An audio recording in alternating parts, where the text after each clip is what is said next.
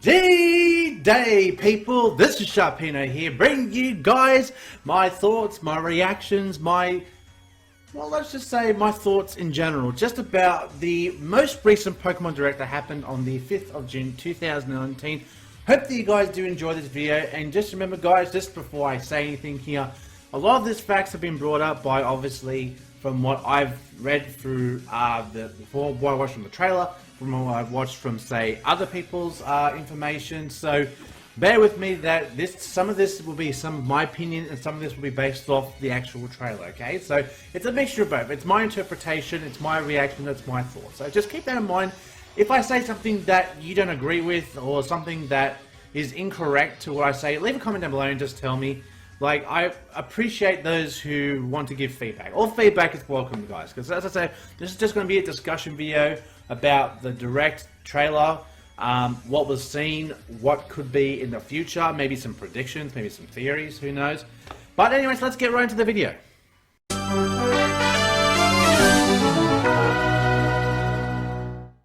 So, my first thoughts on this video, on the trailer. First off, wow, and I mean that in a good way. Wow, loved it. I honestly loved it. You know, I haven't been excited for a Pokemon game like this since, I guess, X and Y. Now, I was excited when Sun and Moon came out, but I wasn't like, wow, like Sun and Moon.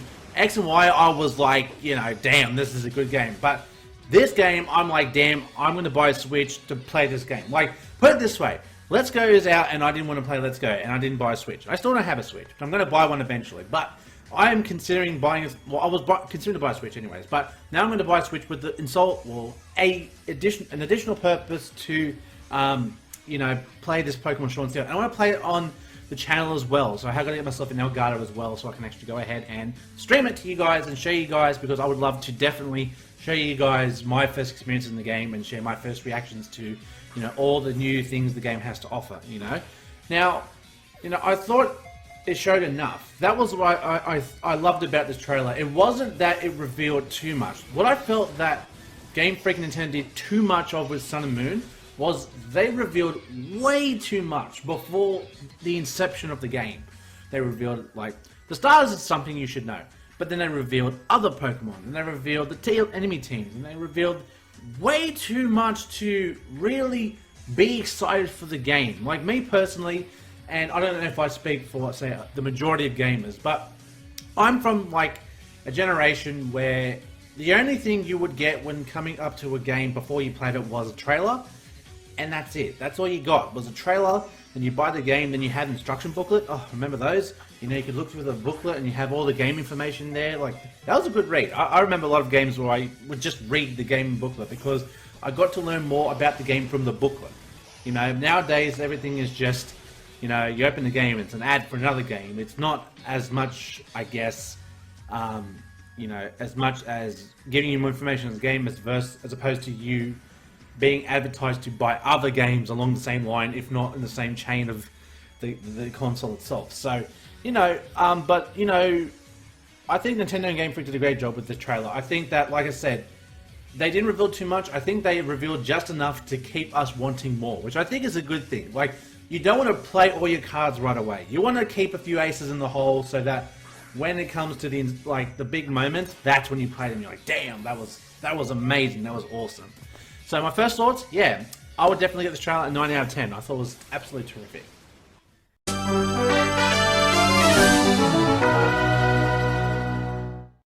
Okay, now we talk about the new Pokemon that were brought into the game. So, again, we looked at the starters. We had Grookey, Scorbunny, and Sobble. You know, at the moment, they're still around. Now, secondary typings haven't been confirmed yet. Now, not saying that they will have a secondary typing, but I mean, we could obviously discuss, I guess, possible typings in the future, I guess, with the evolutions.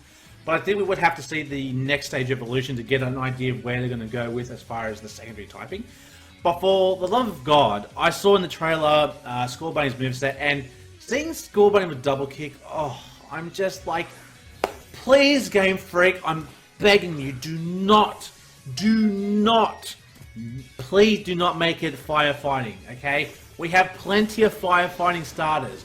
We don't need another one. Like, Originally, I thought they were going to make Scorbunny Fire Electric because, you know, lightning fast, you know, from the original ad. So I've imagined, you know, lightning speed, fire, electric fire would make sense. But again, it's still too early to call. It could be a Fire Fairy for all I know, because of, you know, a bit like, you know, the rabbit bunny sort of thing, like a Zoomerall. Maybe these are just ideas at this point. So it could be Fire Fairy, it could be Fire Electric, but we'll leave that open for discussion. Scorbunny and Grookey and Sobble, yeah, we really can't say too much about them because nothing really was shown more than maybe just the movesets from the trailer. But other than that, that's the only thing I could really talk about as far as the stars. Now we talk about the new Pokemon that were introduced in this trailer that was never seen before. So the first one we have is Wooloo. Obviously the normal type of this game here. It's obviously a cute little shape. It has the abilities of Fluffy and Runaway, which Runaway just seems to be the generic, I guess, ability for the first, I guess, Pokemon of every generation. So, you know, it's the Rattata, the Sentret, the Zigzagoon, the Bidoof, the Patrat, the Bunnelby, all the young goose of the generation, basically, you know. So I'm guessing that Wooloo is the next stage of that. But, you know, it's a good Pokemon to start things off. It's definitely not different from the original starting off Pokemon. For one, it's not a rodent, number one. Number two, it's just a step above probably the rest of them. So, as far as fan service goes, I guess this fits the mark. But, I will say this though, and I've got to say, hold on a second. A lot of people online, I've been reading a lot of people saying like, oh my god, Wooloo is the sheep Pokemon. It's the best sheep Pokemon ever. And I'm like, hang on a second, guys. You're forgetting about another sheep. The OG sheep of Pokemon, and that is Mareep. Now, Mareep is the goat. Well, I guess in this case, it is the sheep, so, you know, deal with it. Okay, guys, Mareep is the sheep, okay? Don't fuck with Mareep, okay?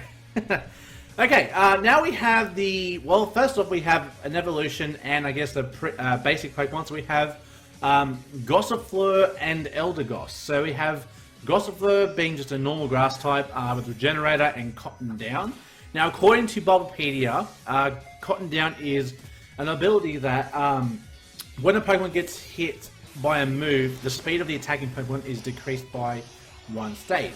So it's a bit similar to Goodra's Gooey ability, but unfortunately it's not specific enough to state whether it's just by any kind of move or like a contact move like Gooey, because with Gooey, if you get hit by like Brick Break or any form of move that makes contact, your speed gets reduced. Now, I don't know with Cotton Down if that's going to follow the same line of thought, or maybe it's just going to be a little bit different, and it could be just any move in general. It would probably make it more busted if it was just any move by that, but I mean, as far as Gossifleur design goes, I do like Gossifleur's design with the giant red flower at the back. It makes it look like a real plant. Then becomes Eldegoss, and look, honestly, I'm not a fan of it. Like, I understand that obviously the next stage, you know, but perhaps if it were to have a second stage evolution to piece its designs together and maybe explain and show why it is what it is. Otherwise, it's just a giant dandelion with seeds. Like, whoopee. That's just, again, this is just my opinion. Now, I'm not saying you guys have to think the same way I do, but my interpretation is that Eldegoss, yeah, I feel like maybe it could be better, but I guess if it does have another evolution, maybe it can kind of showcase why it is what it is. And I mean, we've seen that before where, you know, we start with like Litten, for example, that becomes Torracat. It's just a bigger cat, but then it becomes Incineroar, and it's a wrestler, which makes no sense whatsoever, because when you think of like Litten and Torracat, thank you.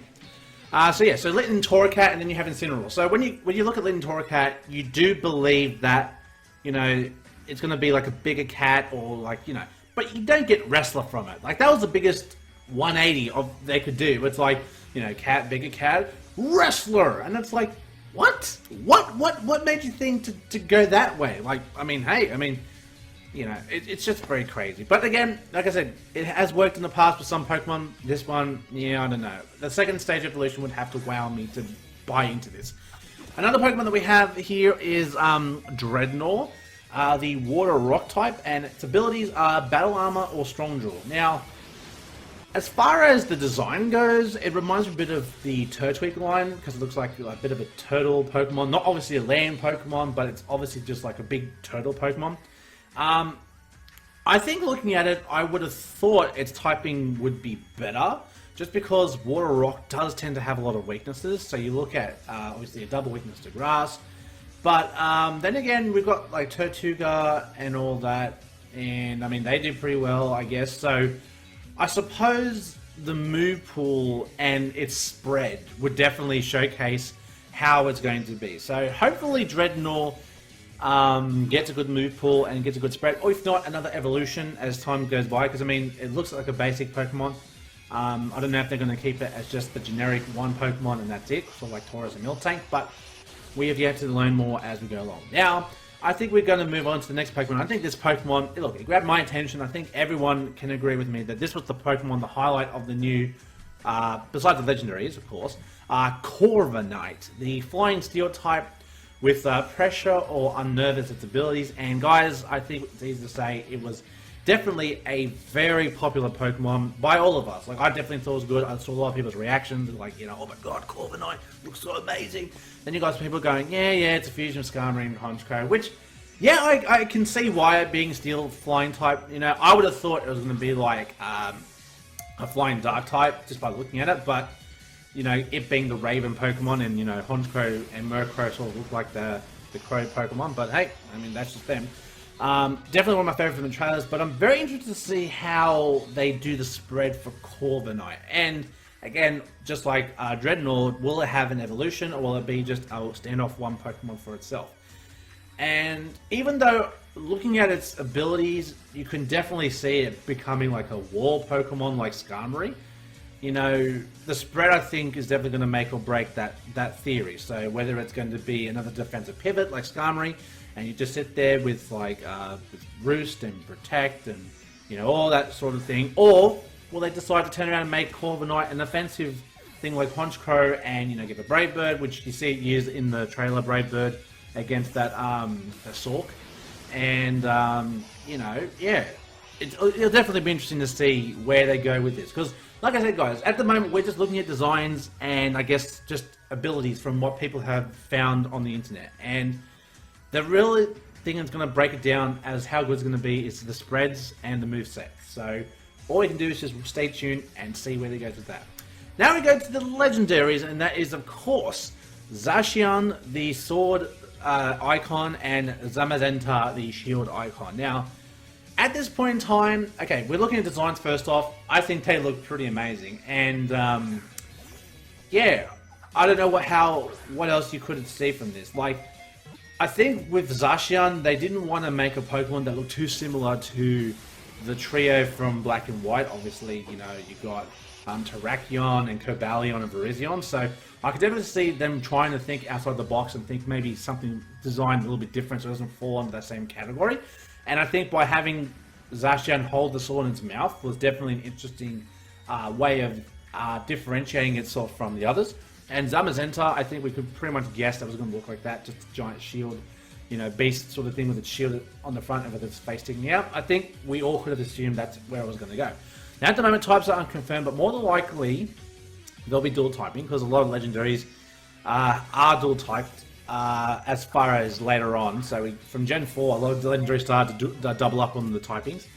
But I'm going to guess that at least one of the types for each Legendary is going to be Steel, because, well, it's a Sword and Shield, and they're made of steel, so using general knowledge, that's the way I believe it's going to go. Now, the one thing I wanted to point out in the trailer when they showed off the Legendaries was the scene in the trailer where the gust blows between them and they end up going back to back. Now, having a look at that trailer, that to me could be a clue about the possible third Legendary that's going to be added to the mix. Sort of like Necrozma to Solgaleo and Lunala, or Giratina to Dialga Palkia, Rayquaza to Groudon Kyogre. You know, you get the point. But I wonder what role or what sort of relevance this third Legendary is going to have, and how it's going to affect the gaming Legendaries. Because, I mean, Necrozma didn't really showcase how much it affected Legendaries until Ultra Sun and Ultra Moon. So I definitely would like to see, well, first off, what the third Legendary is going to be, and second off, how they integrate with the gaming Legendaries, or how they affect them, or if they're going to do some sort of weird amalgamation like, you know, Kyurem with Zekrom and Reshiram, and I guess well, Solgaleo, Lunala, and Necrozma. So I'm interested to see if they're going to do some sort of...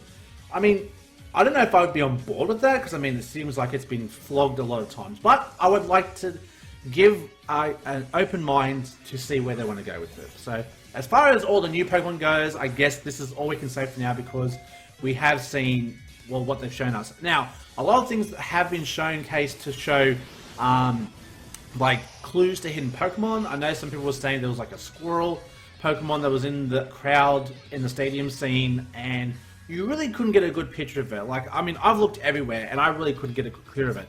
Then it shows you the picture of the girl wearing the shirt, and on the shirt is apparently another Pokemon that's going to be showcased. So, as far as I know, I think there was 4 hidden Pokemon in the trailer, but I don't know that 100% certain, and I don't want to say yes there is and then realize no it's not. So unless I can find the relevant information to present, I'm not going to make the statement to saying yes guys, there are 4 new Pokemon and these are it, because I don't really know. But as far as new Pokemon goes, I'm pretty happy with it. Again, they didn't reveal too much, and let's move on.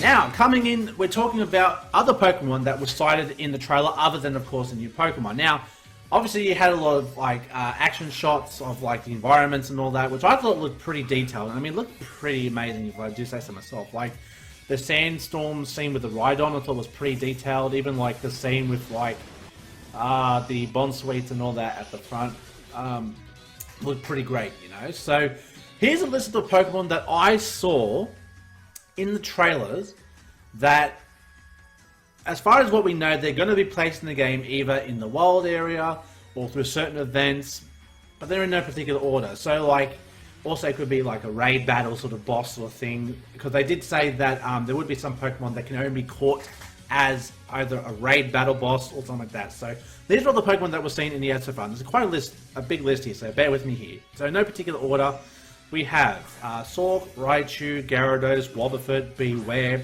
Rhydon, Tyranitar, Golurk, Snova, Pancham, Growlithe, Inkay, Wingull, Frillish, Butterfree, Bounsweet, Avalugg, Weavile, Flygon, Vulpix, Steenie, Rotom, Steelix, Wynaut, Snorlax, Stuffle, Mudsdale, Seismitoad, Hawlucha, Dugtrio, Riolu, Eevee, Hippopotas, Charizard, Braviary, Grubbin, Duskull, Milotic, Mantike, Mantine, Clefable, Meowstic, Munchlax, Pikachu, Bunnelby, Badoo, Quagsire, Axew, and Ghastly. So that's the list of Pokemon that I saw in that trailer. That entire 16-minute video, these are all the different Pokemon I saw in those trailers. Now, if there are some Pokemon that I didn't say that are in the trailer that I didn't mention, leave a comment down below, and I'll say yes, I do agree they are in it, or no, they're not in there, and I can verify it by whatever. But yeah, so some of these Pokemon were obviously the raid boss battles, so things like Weavile, Dugtrio, Clefable, and Gyarados we saw.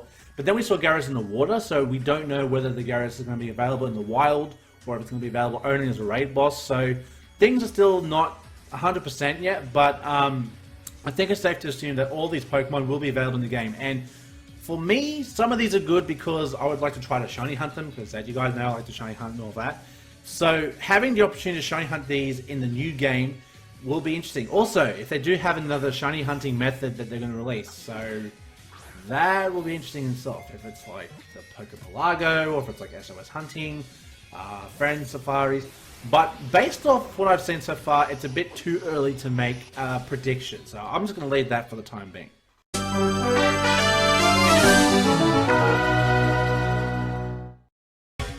Yes, the newest concept of Sword and Shield Dynamaxing. Now, what do I think of Dynamaxing? I'm on board with it. I like it. I think it's something different, and it's something that Pokemon needs, especially when releasing new titles and trying to have distinctive features that makes this game stand out above the rest. Now, for those of you who are unsure what Dynamaxing is, just in case you haven't seen the trailer and you're just watching my video for the first time, I'll just give you guys a quick run through what it is. So basically, you select one Pokemon in your battle to activate this. Similar to Mega Evolution, where you have to activate it, like you have to make a selection and say, I'm going to Dynamax, sort of thing. And, you know, it's a once per battle condition, and once activated in the Pokemon, it becomes like monstrous. It becomes like a giant Attack on Titan size Pokemon, and you know, all of its moves are enhanced to become maxed out Mega moves, hence the dynamic concept, you know, Dynamax concept. However, your Pokemon will return to normal after 3 turns, so there is, well, according to the person who spoke about it in the trailer, I can't remember his name, I'm sure I'm going to put it up somewhere, but basically he's saying that there will be some skill required when it comes to involved with knowing when to activate Dynamaxing and how to counter opponent's Dynamaxed Pokemon. So, more details are sure to be brought out on the possible strategies to beat Dynamaxed Pokemon, other than your own, so I'm eager to see what they come out with. Also, I'm not too sure if an item is required to be held in order to activate the Dynamax on your Pokemon. So, sort of like a Mega Stone for Mega Evolution, or a Z move, a Z Crystal with a Z move, that sort of setup. I don't know if you're going to have to hold like a Dynamax. I'm sure you're going to have like well, you see the watch thing that they have in there. You wear that.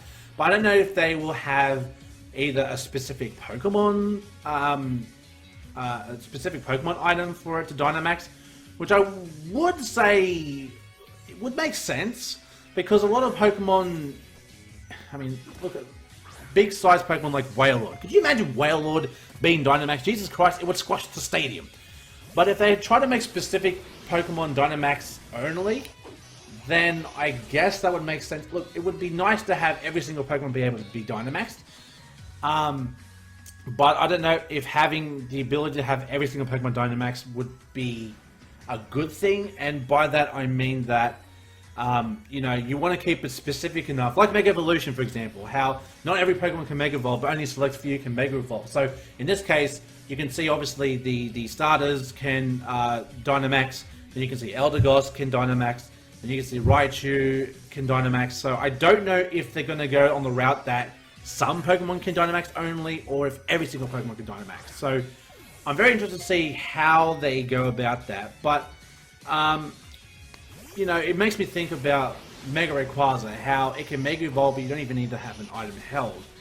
And I really don't want to get to the point where that's going to be the thing, is that any Pokemon can be Dynamaxed, but they can still have an held item, and yeah, I don't know, like, it just becomes busted at that point. I know a lot of people would prefer the ability to Dynamax Pokemon at any time, but you got to remember Dynamax has to have some limitations to it. Like, you know, they have to keep it balanced to a point where it's not too overly powered once you activate Dynamax that it is impossible to beat. I'm pretty sure they're going to try to establish some sort of either counter moves or some sort of strategies in place for you to be able to counter Dynamax Pokemon.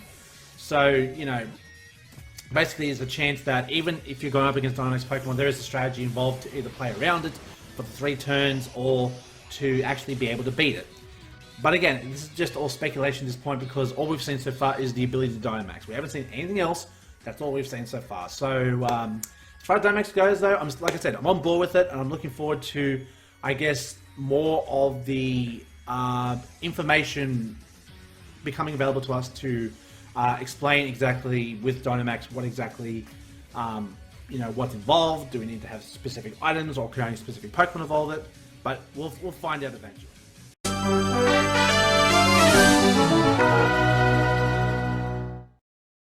Now, multiplayer raid battles.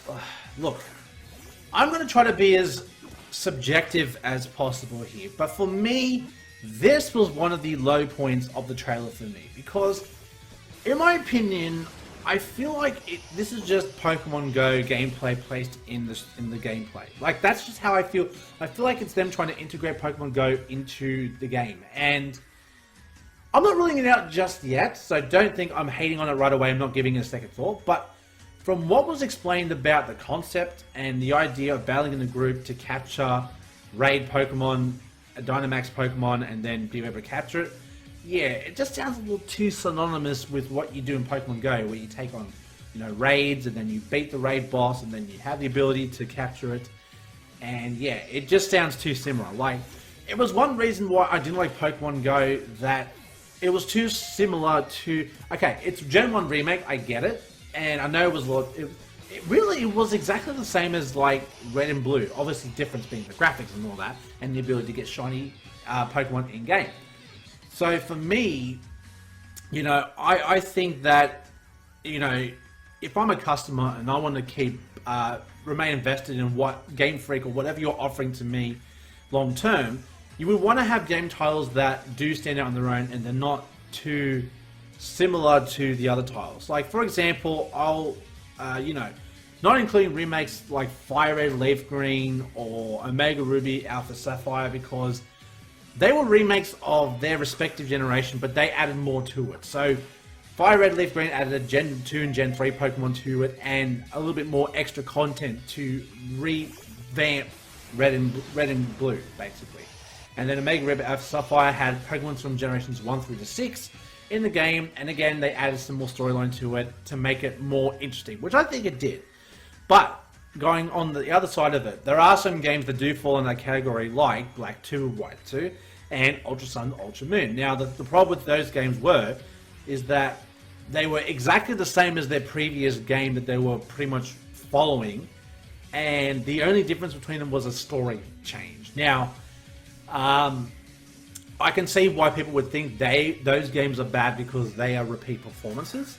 Because, you know, Ultra Sun, Ultra Moon just had an introduction of more Ultra Beasts and, you know, a different storyline. And same with Black 2 and White 2 was that they had some Pokemon added to it, but all of it was generically the same except for the storyline. The enemies were still the same, and I guess there were more enemies added in Ultra Sun, Ultra Moon, but the one thing I will say, though, is that Gen 5 is the best. Fight me in the comment section. Try me. My point is that I think if Game Freak is wanting us to keep buying the titles and keep being influenced by what they're putting out to us, I believe that they have to come up with more different, you know, styles. Like, you know, this Dynamaxing thing. Like, I thought that was a good concept. It's something different. It's outside the box. You know, it's like when they decide to do Mega Evolution and they retouch the original Pokemon and make them better, you know, for better or for worse. Like, they do make them better, then they made more Mega Evolutions. Another thing, we don't know if Mega Evolutions or Z-Moves are going to be in this game. So I'm interested to see how that goes. But as far as going back to, you know, the multiplayer raid battle situation, yeah, I just didn't like this aspect of the trailer. Like, I feel like they're trying to tie all the games, you know, all together, console and mobile. You know, like Pokemon Home, Pokemon Sleep. You know, where everything just comes together.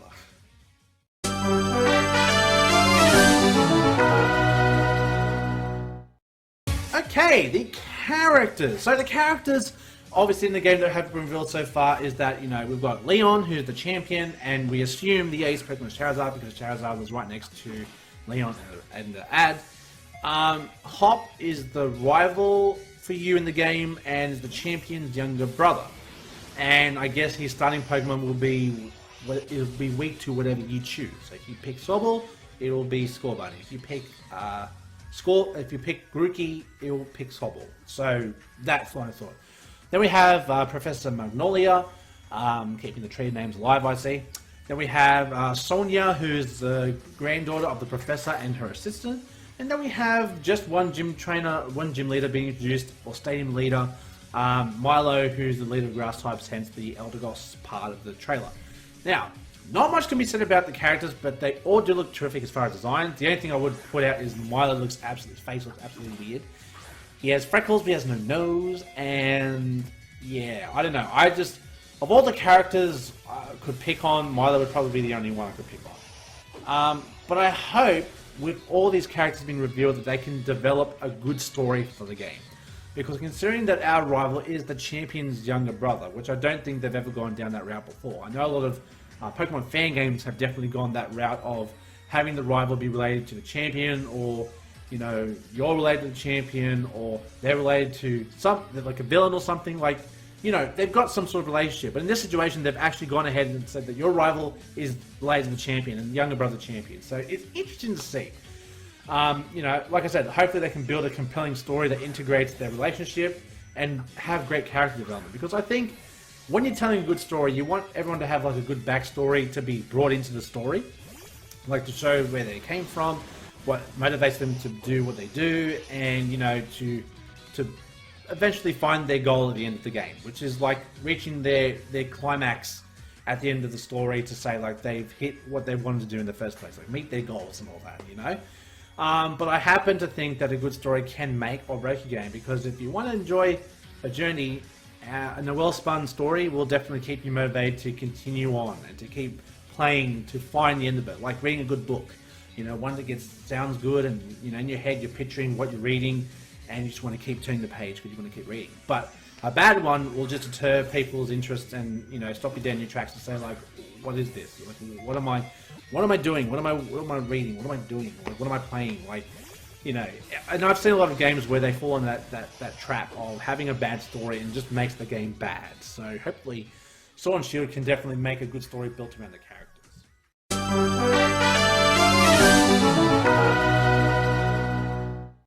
Things I want to see in the next Pokemon Direct. So, next Pokemon Direct, I don't know what date it will be, but I imagine it would be probably either August or September. Don't hold me to that. I'm just guessing at this point. But what would I like to see? Definitely some more new Pokemon, but not all of them. Don't reveal all of them. Don't reveal the whole dex. That's why I asked. Just don't reveal everything, and maybe we could have a first stage evolution for the starters, because I think the first stage starters will give us an idea of where they're going with it, and I guess for us we can start to make our assumptions concrete by which starter is the best, or which starter is going to be the best by the final evolution, and I guess which Pokemon will help you later in the game. Shiny Pokemon? This one's just a bit of a random one out there. Maybe, okay, probably won't be announced right away. I think, if anything, this will be brought in as soon as the game is released and people discover this sort of thing. But, you know, the odds and the existence of them to be known that they exist, you know. Maybe they will, maybe they won't. But, you know, some shinies would be nice to see how some can turn out, just for our own personal sake. Also, enemy teams, you know, enemy teams. Will there be one? I imagine in Galar, it being, you know, represented as sort of like England. I'm interested to see how they do it. Is it going to be like royal enemies, like the Royal Guard or that sort of thing, like evil Knight Guards or something like that? It would be interesting to see where things go, because with the Galar region, everything being so like upbeat, you know, like refined and all that, you would think either the enemies are going to be really refined as well and very underhanded, or they're going to be like very ravenous, underhanded tactics, like Team Rocket, that sort of thing, you know. And another thing I want to see is new concepts. So in the trailer we saw, like, you know, bike riding on water. Professor Oak's having a heart attack right now. But, you know, maybe another hidden gem to be discovered. You know, maybe another new ride concept. Like, it touched briefly on the Corviknight Dex entry, but the Corviknight taxis, you know. Maybe some new way to travel around the region, you know, maybe a ride Pokemon or a ride vehicle, maybe some other way to travel other than Corviknight taxis. So I would like to see that. I mean, but I guess that comes down to, I guess, extra Pokemon being released. So I guess it gets tied to both. Yeah. But I'm looking forward to it. I'm looking forward to the next Pokemon Direct. Like, I haven't been this excited for a new game for a while, and I'm just looking forward to seeing what they come out with next.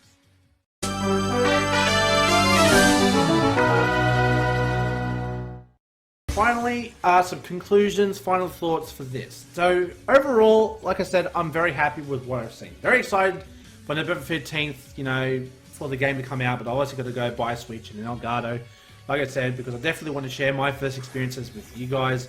Unlike Let's Go, I mean, I do really want to play this. Now, will I eventually play Let's Go? Probably, but not for a while. Like, it wasn't enough for me. It wasn't enough to convince me to buy a Switch to buy the game. You know, plus I get to play other top Nintendo titles like Splatoon 2 and other game titles. Yes, I like Splatoon. I haven't played it since the first one, and I do enjoy it. Hate me if you want, but that's just how I like the game. But if I were to rate the trailer, like I said, 9 out of 10, almost perfect. And hey, I mean, it's a big tick in my book. I mean, anything that could get me excited to play is a good thing. Hopefully you guys did learn something new from this, and I mean, I hope you guys enjoyed the discussion video. You know, I actually find myself enjoying making these sorts of videos where, you know, I have to prepare a script, I have to gather information, and then I have to collate it, put it together, and be able to talk to you guys. So, you know, I get to talk to you guys in a bit of a more informative, formal level. It's not as, like, off the top of my head as when I do Let's Plays and all that. So, I mean, if you guys agree and you did like the vid, say, yeah, you know, you did a great job, you know, all support towards me, the new game when it comes out, and I guess my channel is and always will be greatly appreciated. So if you want to hit the like button down below if you like the video, great. If you want to hit subscribe so you can watch other content, and I guess when I play Sword Shield, great. And hit the bell so that when I release videos you can see them, great. All support is greatly appreciated, but hopefully you guys did enjoy, and I guess we'll stay tuned for the next Pokemon Direct to see what more can come out from this new game, because so far things look good, and I'm looking forward to playing a new Pokemon game. And even being as old as I am, like I'm almost 29 this year, and I've been playing Pokemon, like I said, since I was 7 years old. So playing Pokemon for over, Pokemon's been out for well over 20 years. So yeah, I remember playing, my first experience was playing Pokemon Red when I was like 7 or 8. And I played on Nintendo 64 with Pokemon Stadium and the Game Pack expansion. That was awesome. Those were the days. But enough from me this thing. You've heard enough from me. But anyways, if you guys want to, I guess, talk more about this, talk in the comment section down below. Or if you want to follow me on Twitter, at Sharpino9090, links in the description down below.